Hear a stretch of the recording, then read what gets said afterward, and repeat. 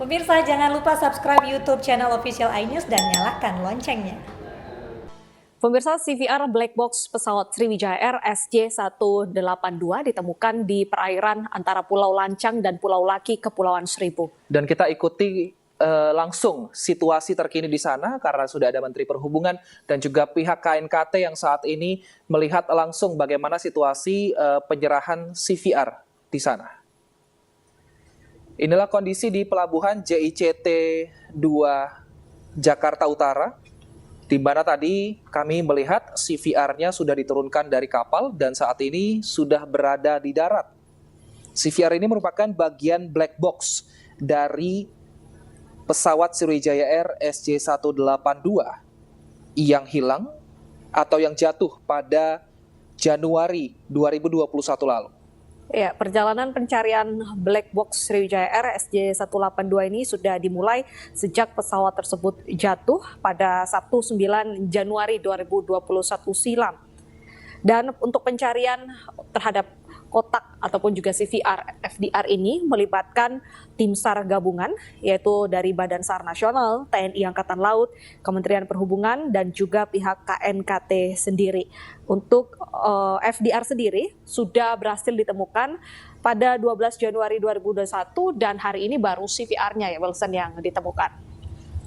Baik, meski beberapa waktu lalu sudah ditutup untuk pencarian dari kapal dan juga bagian black box ini, namun ternyata pihak KNKT masih mencari. Dan kita lihat pemirsa, ini adalah rekaman beberapa waktu lalu saat CVR diturunkan dari kapal menuju ke daratan, dan CVR ini merupakan isinya adalah percakapan dari pihak pilot dan juga kopilot dan juga dengan petugas yang ada di bandara. Betul sekali, dan memang CVR, FDR ini sangat menentukan apa sebabnya, apa penyebab dari jatuhnya pesawat Sriwijaya Air.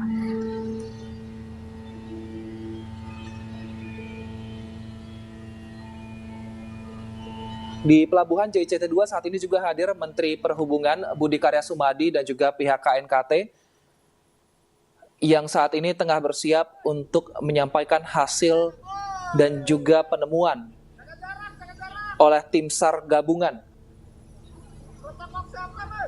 Nantinya hasil CVR ini akan dibahas oleh tim investigasi KNKT untuk bisa dicocokkan datanya dengan FDR yang sudah ditemukan pada bulan Februari lalu. Betul sekali. Saking pentingnya dari CVR ini, maka pihak KNKT sendiri mengatakan tidak mungkin bisa mengetahui penyebab jatuhnya pesawat jika tidak ada FDR dan juga CVR. Dan ini adalah CVR yang berhasil ditemukan 2 bulan setelah jatuhnya pesawat. Dan memang hingga saat ini belum ada pernyataan resmi dari pihak Kementerian Perhubungan ataupun juga petugas terkait yang melakukan pencarian. Tapi kita berharap ini adalah jalan keluar dan juga akan menjawab pertanyaan seluruh masyarakat Indonesia, mengapa pesawat yang baru lepas landas ini terjatuh dan menelan korban jiwa. Betul sekali, memang pada saat bulan Januari lalu pesawat Sriwijaya Air jatuh, tim SAR gabungan sempat kesulitan untuk menemukan CVR ini karena memang saat itu cuaca yang hujan lebat, lalu banyaknya lumpur yang berada di dasar lautan sehingga pencarian susah ditemukan. Sementara untuk sinyal ping ini hanya bertahan tidak lebih dari 2 minggu. Dan pemirsa, kita dengarkan bersama pernyataan dari Menteri Perhubungan Budi Karya Sumadi.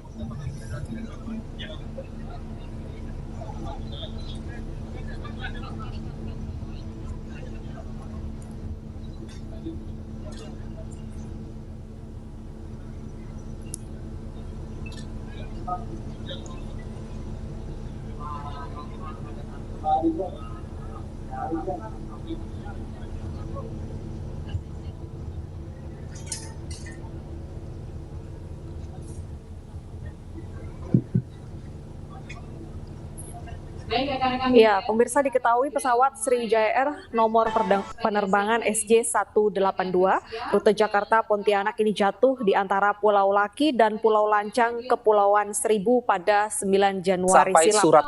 Pesawat itu mengangkut 62 orang yang terdiri dari 6 kru aktif, 46 penumpang dewasa, 7 anak-anak dan 3 bayi. telah berhasil ditemukan dan juga dibawa Tilang sampai langsung ke rumah Anda. Surat cinta aja yang boleh sampai rumahnya saat hilang ya. Baik, dan akibat kejadian ini memang tidak ada Informasinya penumpang Nadia maupun kru yang Data selamat. Wilson. Dan pada kesempatan siang hari ini, Karena diketahui saat Bapak Menteri penerbangan, Bapak posisi Menteri pesawat terbang Kepala dalam Basarnas, Bapak Marsda Henry Alfiandi, ketinggian Panglima Polimamnya Bapak Laksmi, yang masih rendah, sehingga saat bertabrakan dengan air, ledakannya cukup kuat. Dirjen Laut, Dan seperti diketahui juga, CVR black box pesawat Sriwijaya Air SJ182 ini sebelumnya masih dalam pencarian ya, karena ada beberapa bagian pesawat yang jatuh sehingga terpecah dan berada pada lokasi yang memang sangat sulit untuk ditemukan. Beberapa bagian CVR seperti underwater locator atau ULB dan casing atau body protector CVR sebelumnya telah lebih dulu ditemukan.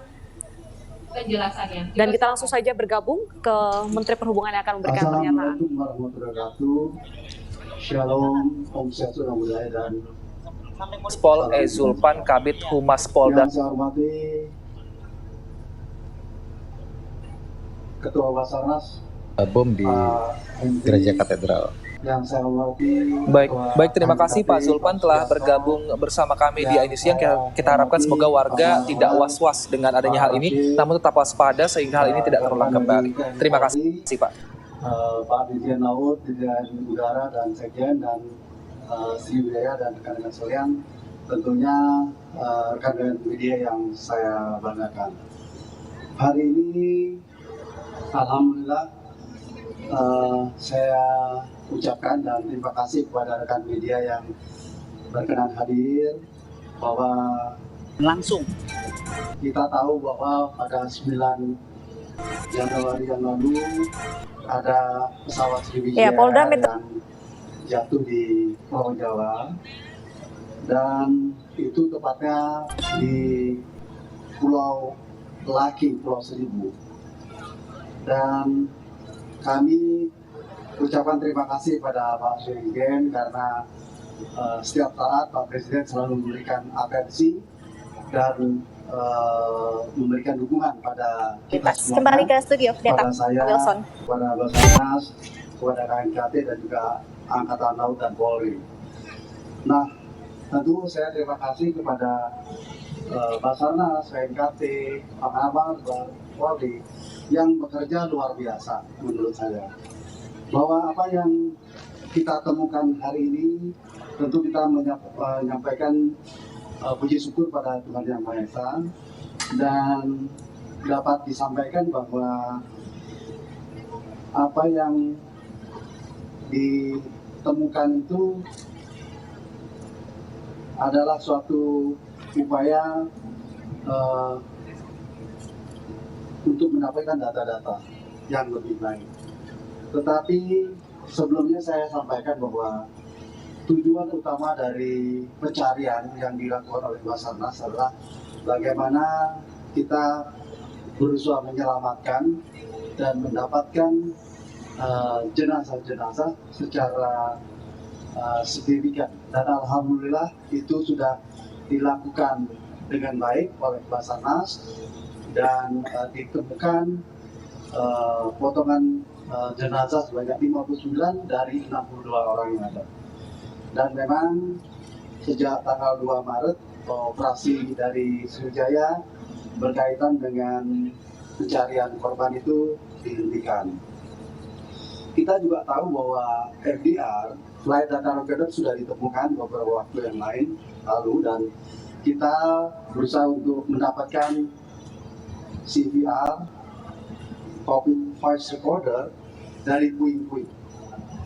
Apa yang dilakukan tidak mudah, karena dimulai atau didahului dengan kita mencari secara teknis, di mana penyelam itu ke dasar laut. Tetapi memang banyak sekali puing-puing sehingga metodenya dirubah, dan nanti mungkin Pak Ketua KNKT akan menjelaskan bagaimana itu dilakukan. Dan kita sampaikan bahwa tim gabungan yang tadinya lengkap ya, dari ada Angkatan Laut, ada Basarnas, ada Kapolri sejak 12 Januari, dan pada saat itu kita menemukan 12 Januari FDR-nya. Data itu tentu berharga, dan KNKT sudah menemukan banyak hal dari flight data recorder. Tetapi flight data recorder itu akan paripurna apabila dilakukan satu penggabungan apa yang terjadi di kokpit, yaitu pembicaraan antara pilot dan co-pilot, dan itu akan melengkapi apa yang ada data dari FDR itu. Nah, oleh karenanya kita memang lakukan dengan sistematis, dan alhamdulillah semalam jam 20 ditemukan di tempat yang tidak jauh dari ditemukannya FDR. Secara teknis penemuan ini sudah dilaporkan ke kami, dan kami sudah lapor ke Presiden bahwa ini sudah ditemukan, dan kami laporkan juga kepada Pak Presiden. Kami segera akan memberikan pada KNKT dan akan dilakukan suatu tindak lanjut itu semuanya. Hari ini kita lakukan press statement agar media tahu, masyarakat tahu apa yang kita lakukan dengan sungguh-sungguh, tidak mudah ya. Tim ini dilakukan dengan koordinasi yang intensif. Nah, oleh karenanya sekali lagi saya ucapkan terima kasih kepada Bapak Presiden, Bapak Panglima, Bapak KSAL yang secara intensif selalu mendiskusikan dengan kami dan memberikan dukungan-dukungan.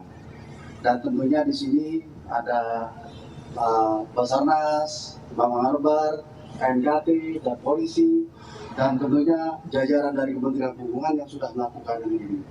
Harapan kami KNKT bisa melakukan suatu penelitian yang detail dan bisa men-share informasi tentang apa yang ditemukan dalam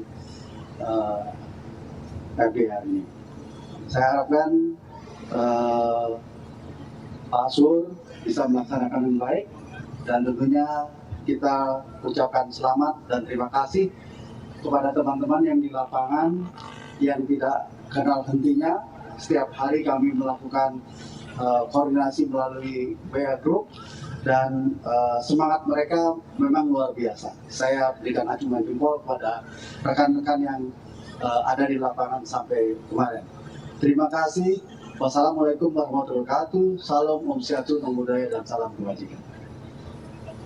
Baik, selanjutnya kita akan mendengarkan penjelasan terkait juga dengan proses penemuan dari Pemirsa, di tengah pandemi, pembangunan infrastruktur di sejumlah wilayah terus dikebut. Pemprov Sumatera Selatan bahkan menggelontorkan dana lebih dari 600 miliar untuk meningkatkan kesejahteraan rakyat dan menekan kemiskinan. Dan pemirsa, informasi ini sekaligus menutup iNews yang hari ini. Mewakili kerabat kerja yang bertugas, saya Wilson Purba. Dan saya Bernadetta Ginting pamit undur diri. Terima kasih, tetap sehat dan semangat. Sampai jumpa. Pembangunan infrastruktur yang merata terus dilakukan pemerintah Provinsi Sumatera Selatan. Tak tanggung-tanggung, dana APBD senilai Rp668 miliar dialokasikan untuk pembangunan jaringan perpipaan PDAM, prasarana dan sarana umum permukiman, pembangunan kolam retensi, dan pengendalian banjir daerah aliran sungai, serta pembangunan atau rehabilitasi gedung sekolah dan internet desa di Kota Palembang. Kepada pemerintah kota yang nilainya 668 miliar. Ini terkelola dengan baik, terlaksana dengan baik. Ini adalah hak masyarakat, di mana atas kepatuhan masyarakat membayar kewajibannya, pajak dan retribusi, kita programkan dalam bentuk pembangunan infrastruktur dan pembangunan non-fisik lainnya. Pembangunan infrastruktur ini menurut